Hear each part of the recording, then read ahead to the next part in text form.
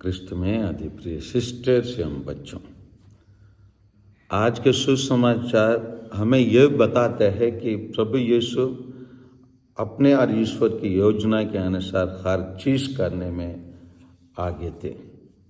यहाँ पर भी हम देखते हैं कुछ फर्जियों हो सकता है उन लोग प्रभु यीशु के प्रति कुछ शुभकामनाएं रहे होंगे, अच्छे विचार रहे होंगे, इसीलिए शुभचिंतक बनकर प्रभु यीशु आकर यह कहते हैं। 13:31 को थोड़ा आकर यीशु से कहा, विदा लीजिए और यहाँ से चले जाइए, क्योंकि हेरोद आपको मार डालना चाहता है।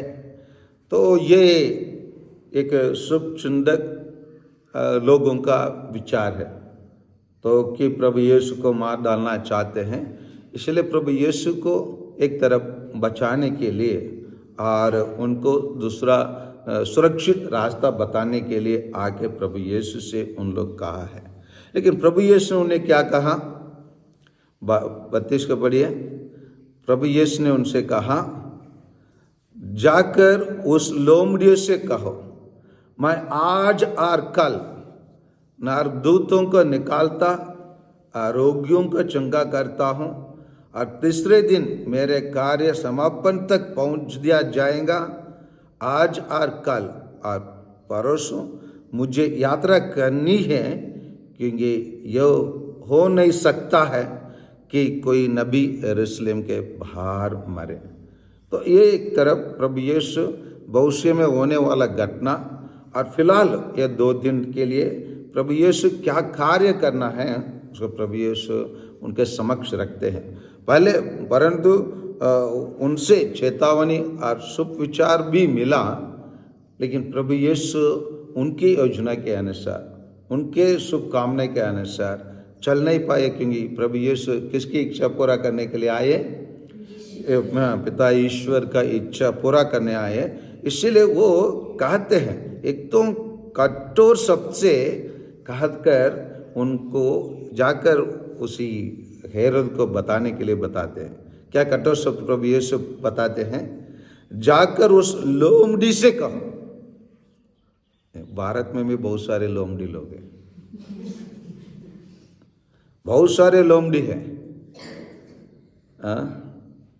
और देश को ऐसे बिगाड़ रहे हैं कि शैतान भी ऐसे नहीं बिगाड़ सकता है, ऐसे लोमड़ी लोग हैं। और इसीलिए प्रभु यीशु हेरोद उन दिनों का जाने माना वाला राजा था, राज्य करने वाला व्यक्ति था, लेकिन ईश्वर के दृष्टि में वो लोमड़ी है। ईश्वर के दृष्टि में जो भी भारत में कोई सोच रहा है मैं हूँ, कि वो सोच रहा है इनडिस्पेंसेबल, मतलब उसी के अलावा और कोई व्यक्ति उसके समान काम नहीं कर सकता है, केवल मैं ही कर सकता हूँ। और वो भी कुछ लोग बोलते हैं वही केवल भारत का रक्षा कर सकता है, लेकिन ईश्वर के दृष्टि में वो लोग लोमड़ी हैं, उन लोग शैतान हैं।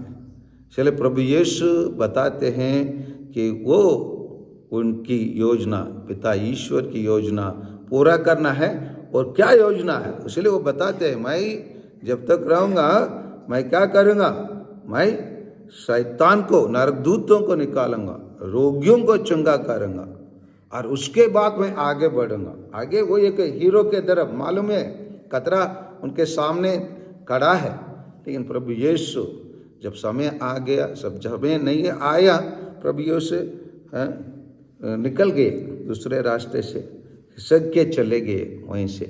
लेकिन जब मालूम था उसका समय आ गया, उसको चेतावनी भी मिला, लेकिन वो डरे नहीं, डरपोक के समान काम नहीं किए।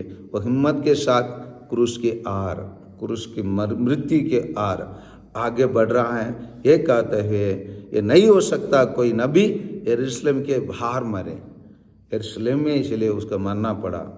और यरूशलेम के जैसे प्रभु यीशु ने बताया वैसे ही वह 35 में वो बताते हैं, देखो तुम्हारा घर उजाड़ छोड़ दिया जाएगा।